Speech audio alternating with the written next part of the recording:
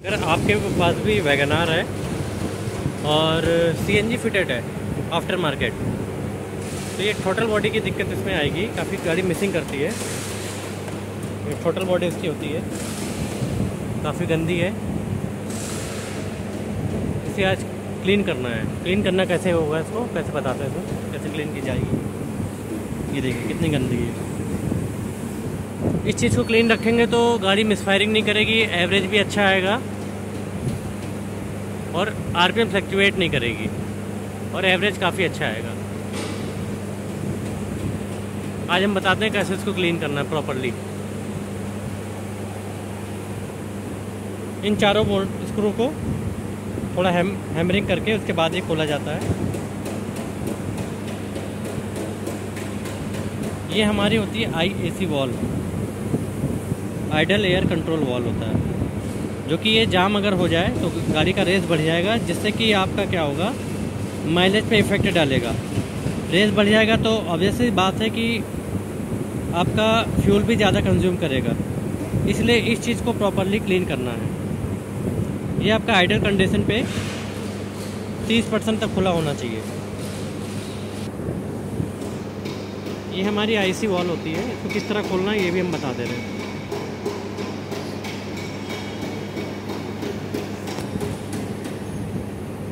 इसको थोड़ा हैमर करके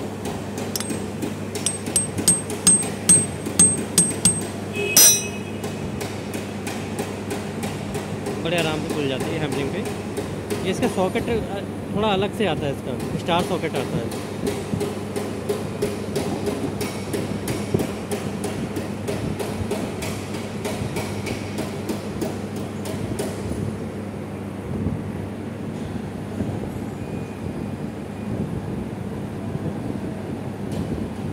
और ये निकालने से पहले आपको देखना है कि सेटिंग इसकी कैसी होती है। जिस तरह इस कंडीशन में सेटिंग है आपकी,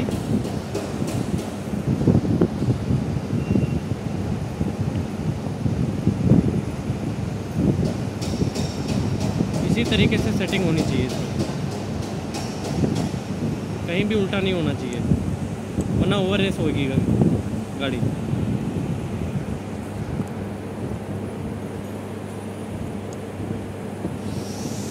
तो इस तरह नहीं निकालते हैं। ये सेटिंग इसको मिलानी होती है जब भी खोलना हो। इसके अंदर ग्रुप्स होते हैं।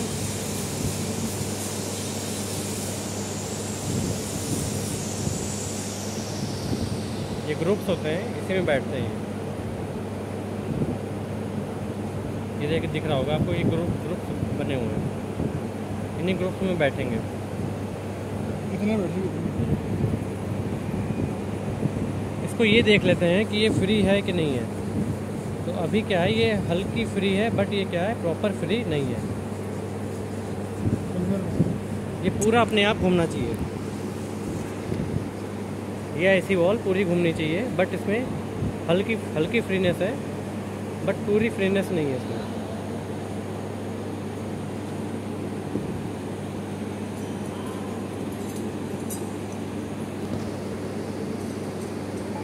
ये आप देख भी पा रहे होंगे कितनी गंदी है ये। इसकी मूवमेंट देखते हैं। ये फ्री होनी चाहिए हमारी। इसकी फ्री करने के लिए हमें टोटल बॉडी क्लीनर का यूज़ करना पड़ता है, जो कि अभी हम टोटल बॉडी क्लीनर से ये पूरा एरिया को पूरा क्लीन करेंगे। देन हल्का सा ब्रेक ऑयल इसके अंदर डालेंगे, थोड़ी लुब्रिकेशन मिलने के लिए। थोड़ा लुब्रिकेशन भी इसमें डालते हैं ब्रेक ऑयल के तौर पे। ज़्यादा नहीं डालना है, थोड़ा सा डालना है, उसके बाद साफ़ कर देना है, जिससे कि ये प्रॉपर क्लीन हो जाएगा। ये टोटल बॉडी क्लीनर होता है हमारा। इसी की हेल्प से हम जो है आज इसको क्लीन करेंगे पूरा।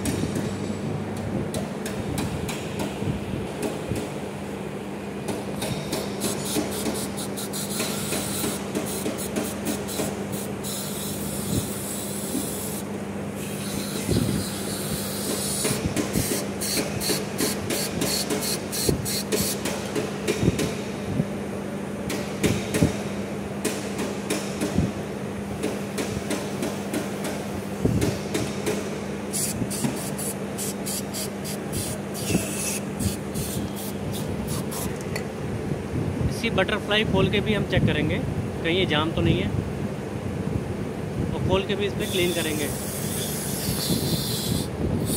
तो इसकी बटरफ्लाई की जहाँ भी सेट होती है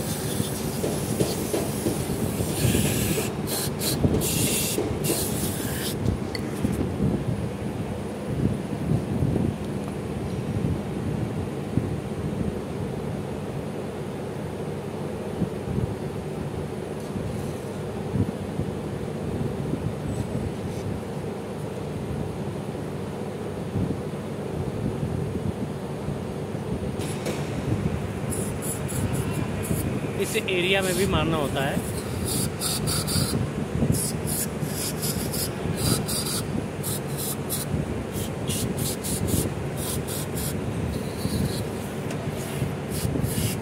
जैसा कि अब हमारा टोटल बॉडी प्रॉपर क्लीन हो गया है, और सबसे इम्पोर्टेंट ये होता है कि एक जो हमारा स्प्रिंग होता है बटरफ्लाई की, यहाँ भी हमें क्लीन करना होता है, चेक करना होता है कहीं ये जाम तो नहीं है।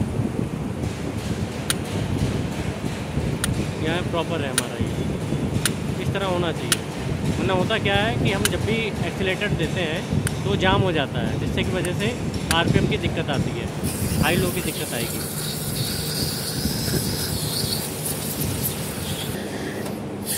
अब हम बताएंगे आईसी वॉल को किस तरह क्लीन करना है। बहुत ही आहिस्ते आहिस्ते आराम से करना है।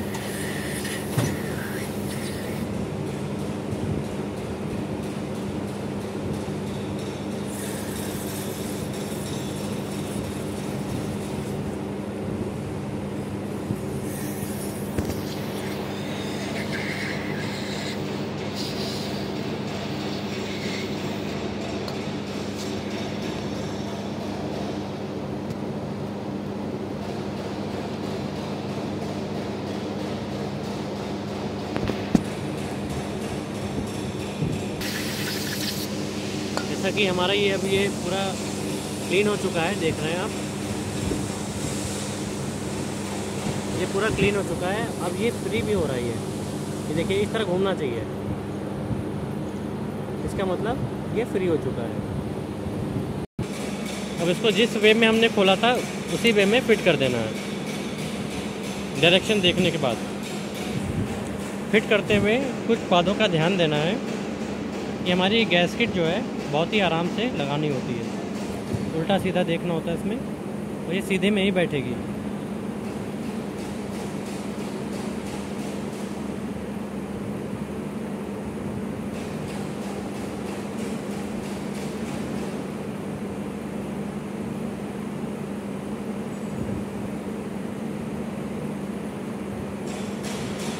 इसी तरह हमारा आईएसी में भी एक ओरिंग लगी होती है, वो चेक करना होता है उसमें लगा है या नहीं लगा है, या कट तो नहीं गया। ये ओरिंग होती है।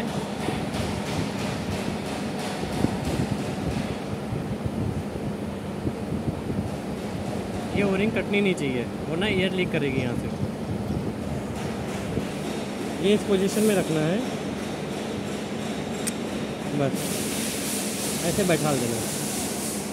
ये आपको दिख रहा होगा, नीचे इतना गैप होना चाहिए, जितना आईसी वॉल का जो आईसी वॉल है उतना इतना गैप होना चाहिए।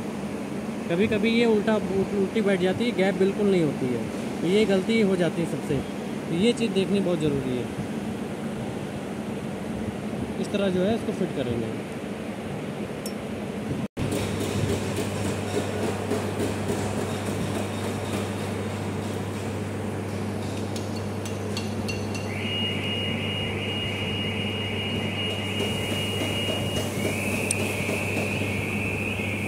इस तरीके से ये पूरी सेटिंग करनी है इसकी।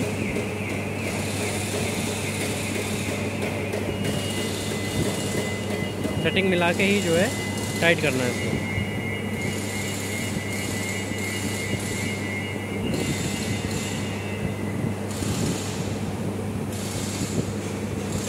जैसे कि ये देखिए, ये सेटिंग में थोड़ी सी प्रॉब्लम है अभी, इसको थोड़ा अंदर होना चाहिए।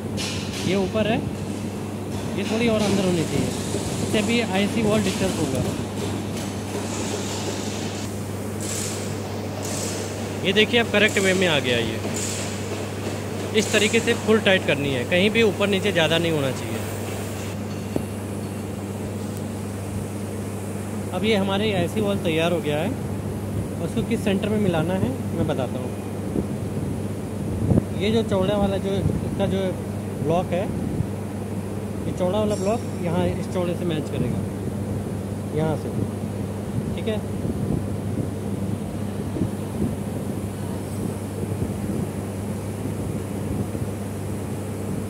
उसमें जब भी आप टोटल बॉडी करें, ओरिंग को संभाल के रख लें, क्योंकि ये कभी कभी फैल जाती है, स्ट्रेच हो जाती है खोलने के बाद।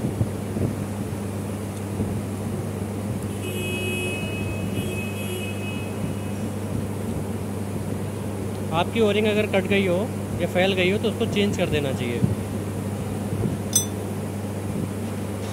इसको इसी तरीके से पूरा फिट कर लेते हैं जिस तरीके से हमने डिसमेंटल किया था। अब ये टोटल बॉडी हमारी कंप्लीट तैयार हो गई है, ये पूरी ओवरऑल हो गई है, क्लीन हो गई है एकदम। इसको वैसे ही जिस तरह निकाले थे उसी तरह हम डिसमेंटल करेंगे, फिट करेंगे, सॉरी।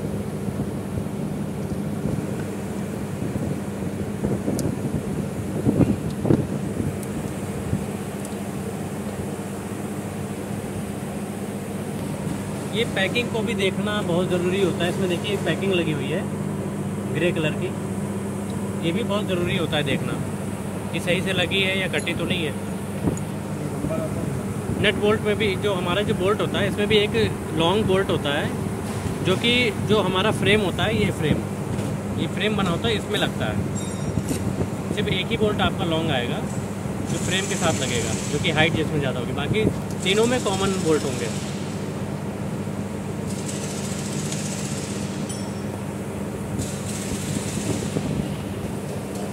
ये वोल्टेज होते हैं, क्रॉस में इसको टाइट करना होगा।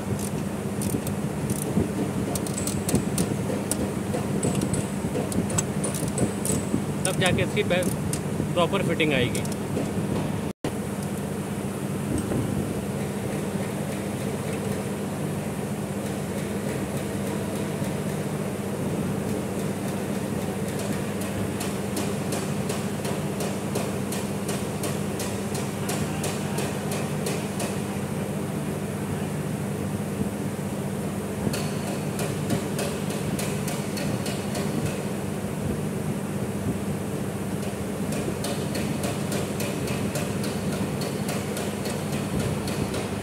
वैसे इसमें फिट हो, ये हमारा हो गया है।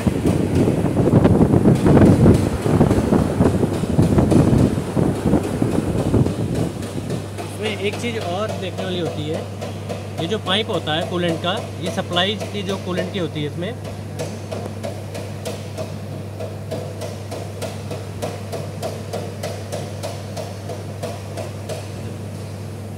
ये कूलेंट की सप्लाई की जो पाइप होती है, ये लोग पूछते हैं दी क्यों जाती है टोटल बॉडी में।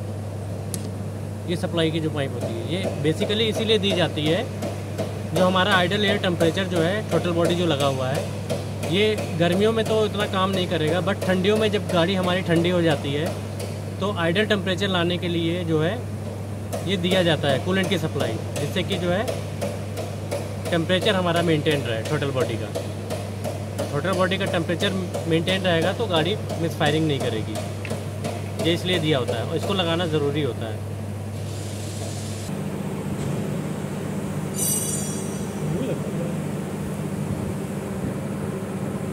ये एक्सेलेटर केबल जो होती है, इसकी सेटिंग भी बहुत ध्यान से करनी होगी। ज़्यादा टाइट नहीं होनी चाहिए ये, और लूज़ भी नहीं होनी चाहिए।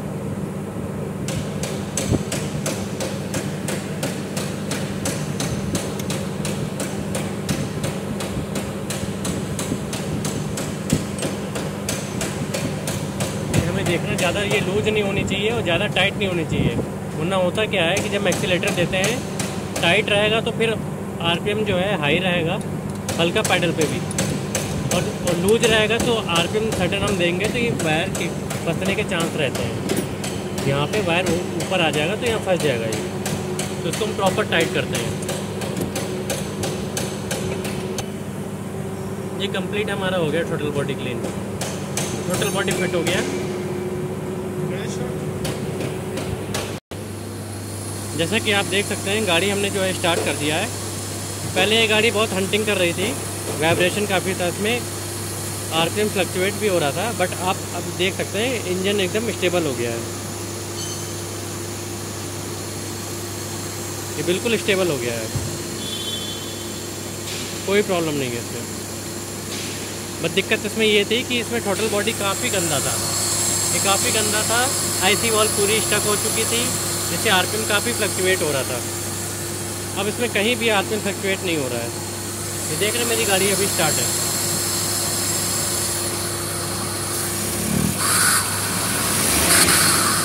गाड़ी मेरी स्टार्ट है, कहीं भी अभी आरपीएम फ्लक्चुएट नहीं हो रहा है।